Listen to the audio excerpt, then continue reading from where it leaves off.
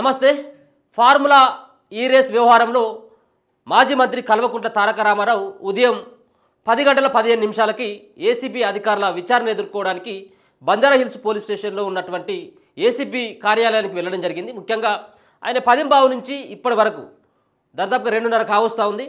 ఇప్పటి వరకు ఏసీబీ అధికారులు అడుగుతున్నటువంటి ప్రశ్నలకి ఆయన సమాధానం ఇస్తూ కేవలం ఒకటే ఒక సమాధానం, నాకు తెలియదు, నాకు సంబంధం లేదు అన్నటువంటి సమాధానాలే చెప్పినట్టుగా తెలుస్తూ ఉంది. ప్రతి ఒక్క విషయాన్ని కూడా దాటవేసేటువంటి ప్రయత్నం చేస్తూ ఉన్నాడు. సుమారుగా 30 నుంచి 40 ప్రశ్నలని ఏసీబీ అధికారులు కేటీఆర్ ముంగట పెట్టడం జరిగింది. దీంట్లో చాలా రకాలైనటువంటి ప్రశ్నలు, ముఖ్యంగా ఆర్థిక శాఖ నుండి మీకు అనుమతి ఉందా, ఆర్బీఐ పర్మిషన్ మీరు తీసుకున్నారా లేరా, అరవింద్ కుమార్ ఇచ్చినటువంటి స్టేట్మెంటు ఏదైతే ఉందో ఇది నిజమేనా కాదా, మీ యొక్క ఆదేశాల మేరకే మేము నిధులను ట్రాన్స్ఫర్ చేసినామని చెప్పేసి ఆయన చెప్తా ఉన్నాడు.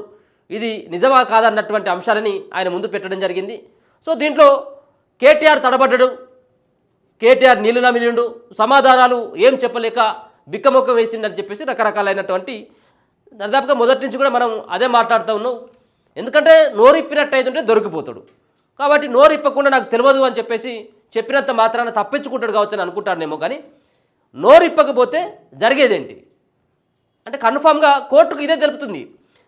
ఉన్నటువంటి ఏసీబీ అధికారులు కోర్టులో ఆయన సబ్మిట్ చేసిన తర్వాత, ఆయన ప్రవేశపెట్టిన తర్వాత మాకు సహకరించట్లేదు, మా విచారణకి మా అదుపులోకి తీసుకునేందుకు అవకాశం ఇవ్వాలని చెప్పేసి ఒకవేళ కోర్టును కనుక కోరినట్టయితే వాళ్ళు ఏసీబీ అధికారులు మళ్ళీ కస్టడీలోకి తీసుకునేటువంటి అవకాశం ఉంటుంది.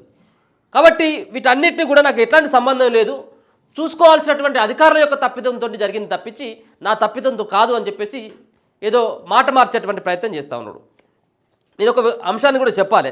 దీంట్లో ముఖ్యంగా కొంత పండుగలు అయితే పండుగలు తెలంగాణలో పెద్ద ఎత్తున జరుపుకునేటువంటి పండుగలు ఏవైతే ఉంటే దాంట్లో బతుకమ్మ పండుగ, బతుకమ్మ పండుగని మనకు చూసుకున్నట్టయితే ఉంటే బతుకమ్మని తెలంగాణలో కానీ అలాగే పక్కనున్నటువంటి రాష్ట్రంలో కానీ దేశవ్యాప్తంగా కానీ బతుకమ్మని నేనే పరిచయం చేసినని చెప్పేసి గొప్పగా చెప్పినటువంటి కవితమ్మ బతుకమ్మ పండుగకు లేదు. బతుకమ్మ పండుగకు ఎక్కడున్నదా అంటే అక్కడ ఢిల్లీలో ఉన్నటువంటి తీహార్ జైల్లో ఉన్నది.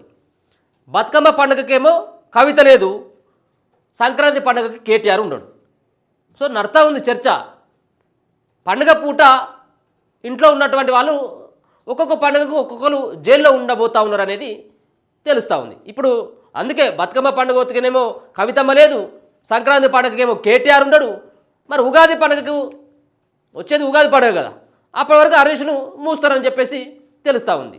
మరి పండుగల పూట మరి వీళ్ళ గాశారం మంచిగా లేదా, వీళ్ళ జాతకం మంచిగా లేదా తెలియదు. కానీ మొత్తానికైతే మాత్రం పండుగ పూట మాత్రం వాళ్ళు ఇళ్లల్లో ఉండట్లేదు, వాళ్ళు జైళ్ళల్లో ఉండేటువంటి పరిస్థితి కనబడుతూ ఉన్నది. గతంలో కూడా కేటీఆర్ నీ నోటి దురుసు తగ్గించుకో జరా, నీ నోటి దురుసు నీకు రేపు గండమయ్యేటట్టున్నది అని చెప్పేసి ఒక జ్యోతిష్కుడు కూడా పంచాంగం చూసుకుంటా చెప్పిండు. ముసిముసి నవ్వుతూ ఉంటే కేటీఆర్ నేనేమో అనుకున్నా కానీ ఇదే నిజం అనిపిస్తూ ఉంది. ఎందుకంటే గతంలో ఒక అయ్యగారు కూడా చెప్పిండు, కేటీఆర్ జరా నోరు నీకు మంచిగా లేదు, ఈ నోరు అదుపులో పెట్టుకోకపోతే నీకు ఏదో అయ్యేటట్టే ఉన్నదా అని చెప్పేసి గతంలో కూడా చెప్పినప్పటికీ ఏదో లే అయ్యగారు కాబట్టి చెప్తాడు కావచ్చు అని కేటీఆర్ కూడా లైట్ తీసుకున్నాడు. కానీ మనం ఇప్పుడు చూస్తూ ఉంటే అయ్యగారు చెప్పింది నిజమయ్యేటట్టున్నది. ఒకసారి చూద్దాం అయ్యగారు మరి ఏమని చెప్పిండు, ఏం కథ, అయ్యగారు చెప్పింది మరి పాపం పాటించకపోవడం వల్ల ఇట్లా అవుతా ఉన్నదా చూడాలి. సో ఏదేమైనప్పటికీ కూడా మొత్తానికైతే ఎఫ్ఓకి డబ్బులు చెల్లించేటప్పుడు ఆర్బీఐ పర్మిషన్స్ కానీ, మరో పక్కన ఆర్థిక శాఖ అనుమతి కానీ, నిధులు బదిలీ చేయమని చెప్పేసి ఎవరిని అడిగిను అని ఇట్లా రకరకాలైనటువంటి ప్రశ్నలతోటి కేటీఆర్ ముందైతే ఈ ప్రశ్నలు పెట్టి ఏసీబీ అధికారులు అయితే విచారిస్తూ ఉన్నారు.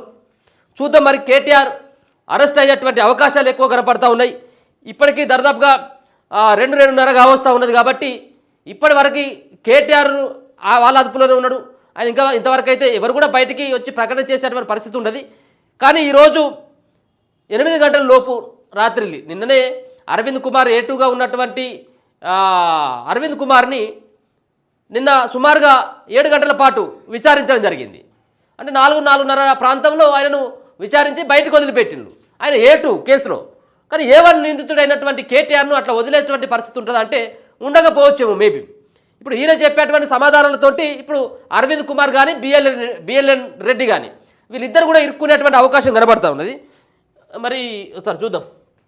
గతంలో ఇక ఒకసారి పాపం అయ్యగారు చెప్తే వినకుంటా ఆగమాగమైనని నాకైతే అనిపిస్తూ ఉంది. ఆ మాట ఆ అయ్యగారు చెప్తా అంటే సో ఒకసారి అయ్యగారు ఏం మాట్లాడుతూ ఉండో అయ్యగారు ఏమిటున్నటువంటి ఈ పెద్దదొర ఎట్లా అవుతాడో ఒకసారి చూడండి.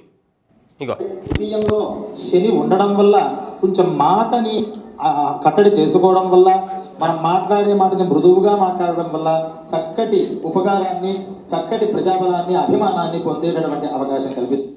మరోసారి శని ఉండడం వల్ల ఎక్కడ మాటని శని ఉన్నదని చెప్తాను.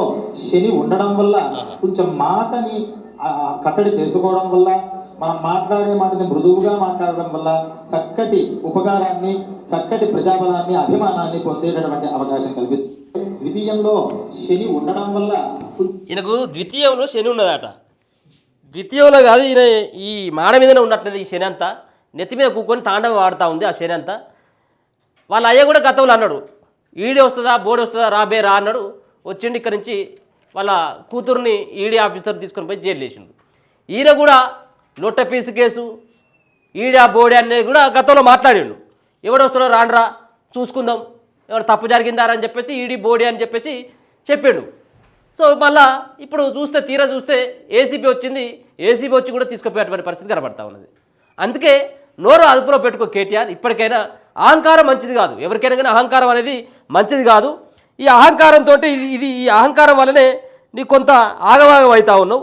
ఎందుకంటే మీరు చేసినటువంటి ఆ వ్యాఖ్యలు కానీ మీరు చేసినటువంటి మోసాలు కానీ అవి మామూలుగా లేవు కదా. ఇక గతంలో ఇగో ఏమన్నాడు చూడు. మోడీకి ఈడీకి బోడీకి ఎవరికి భయపడేది లేదు.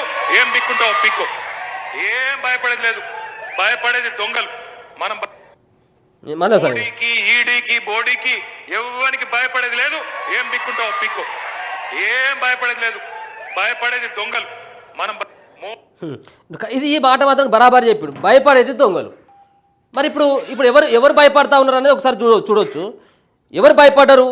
భయపడి ఈడీ ముంగటికి భయపడి ఏసీబీ అధికారుల ముంగటికి పోకుండా తీర గలవ దగ్గరికి పోయి ఏవో చేసినట్టున్నారు అని చెప్పేసి లాయర్ల మీద నెట్టేసి బయటకు వచ్చిండు. ఈయన మళ్ళీ గొర్ర గుంతుకపోయేదనుకో వచ్చింది ఈ సీన్ కాబట్టి పోక తప్పదని చెప్పేసి వెళ్ళిపోయాడు. సో ఇప్పుడు అదే అంటున్నాడు కదా, ఈడా మోడా బోడా రాండి బే రాండి అంటే అంటా ఉన్నాడు. వచ్చింది ఏదో ఒకటి అయితే ఏసీబీ వచ్చింది, రేపు మాపో ఈడీ కూడా వస్తుంది ఇంటి ముంగడికి. దొంగలు భయపడతారు, నువ్వే అన్నావు కదా ఎవడు భయపడతారా బాబు, దొంగలు భయపడతారని. మరి ఇవాళ భయపడేది దొంగలే కదా, గజ దొంగలు వీళ్ళు. గజ వణుకుతా ఉన్నారు. ఏసీబీ లేకపోతే ఈడీ ఎంక్వైరీ అంటే గజ వణుకుతా ఉన్నారు. ఇక ఒకళ్ళేమో ఇటు హైకోర్టు కురుకుడు, అటు సుప్రీంకోర్టు కురుకుడు, ఇటు ఇంకా ఎట్లా మేనేజ్ చేద్దామని చెప్పేసి ప్రయత్నం చేస్తుడు. అందుకే ఒకసారి కేటీఆర్ అయ్యగారు చెప్పింది ఒకసారి జర ఇను. పండుగకు సంబంధించినటువంటి మీ గాశారాలు మంచిగా లేవు. పండుగ వచ్చినప్పుడు కొంత మీరు అలర్ట్గా ఉండాలి. మేము కూడా చెప్తా ఉన్నాం. పండుగ పూట ఈ ఉన్నటువంటి 2024 సంవత్సరంలో మీ చెల్లగారు బతుకమ్మ పండుగకు లేదు. 2025లో వచ్చేటువంటి మొదటి పండుగ అయినటువంటి సంక్రాంతి పండుగకి మరి నాకు తెలిసైతే మనకున్నటువంటి సమాచారం ప్రకారం అయితే కొంత ఇబ్బంది అయ్యేటువంటి పరిస్థితి ఉన్నది.